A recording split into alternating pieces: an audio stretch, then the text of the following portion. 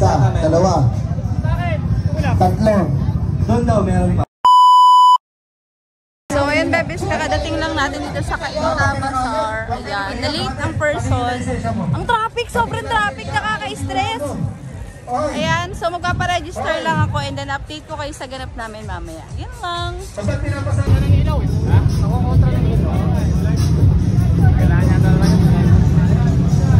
So ayan, 8 PM na take off na ng 111 tsaka ng mga sasakyan na sa kasali.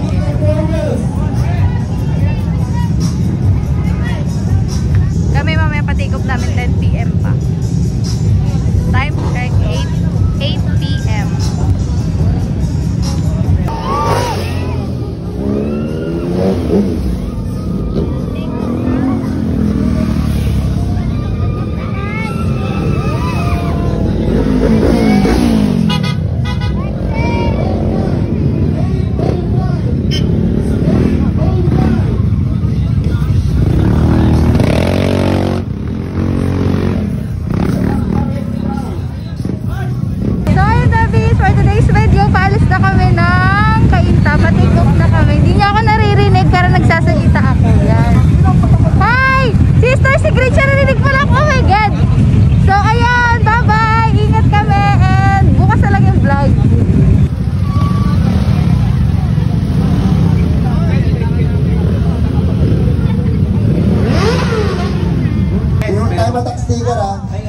Dalawa.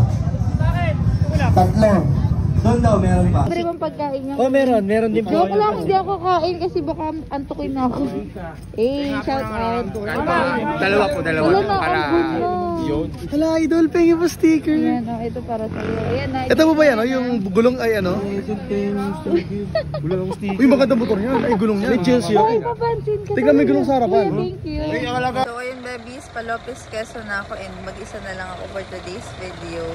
Inaantok na yung mata ko kaya huminto muna ako tsaka nagpagas din ako. So, pangatlong gas ko na to, na full tank. So, ayun, ingat sa akin. Papunta pa lang ako ng second checkpoint.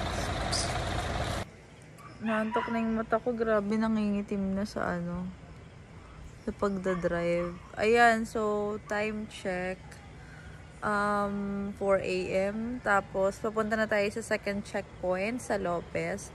40 minutes pa yung ETA ko.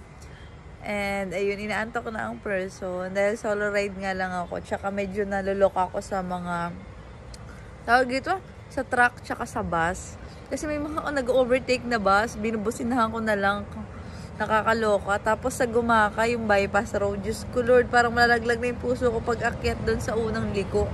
Tapos yung pababa, doon na ako lalong naloka kasi ang daming butas. Ang hirap. Tapos, buti na lang wala akong kasunod sa likod kasi iisipin ko pa kasi ang bagal ko lang talaga eh. Kasi nga ang baba lang naman ng motor natin na gamit. Tsaka ayun. Ay, kinakabahan ng person. Lalo solo ride pa ako. Ayan. So, nag-stop over lang muna ako ulit. Kasi naantok na yung mata ko. Grabe. Hindi ko na alam kung ano yung mararamdaman ko. Pero inom muna ako ng kape, tas water. Tapos chocolate para tanggal antok na din. Pero kung nakikita nyo, inaantok na yung mata natin. So, ayun. Abangan nyo pa yung mga susunod natin na vlog mamaya pagdating natin ng checkpoint. Dito na kami sa sa second checkpoint pero hindi namin mahanap. And may mga kasabay ako na hindi namin mahanap yung checkpoint. Kaya magkakape muna ang mga person. Kape at hotdog. Antok na ang laban pa hanggang third.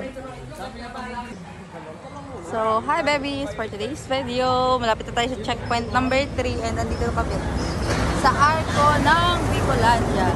So, ngayon, nakadating tayo for today's video at inaantok-antok na ang person. Pero, ayan. Yan, so babies, pabalik na ako ng checkpoint number 4. Na-late na tayo and ayun lang, pero okay lang.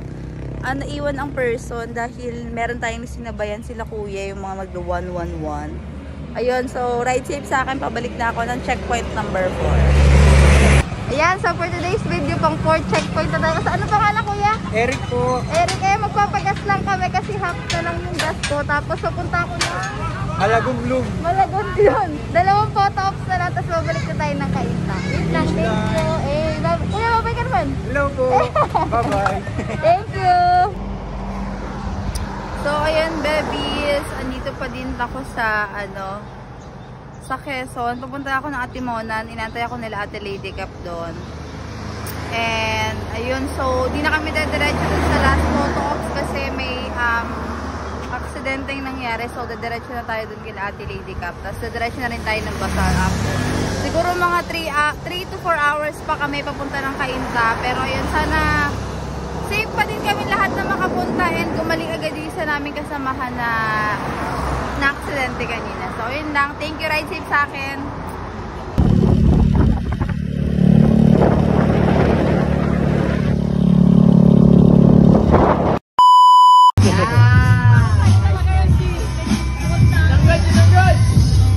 Thanks video, natapos na rin natin ang ating endurance dito sa V-Tour.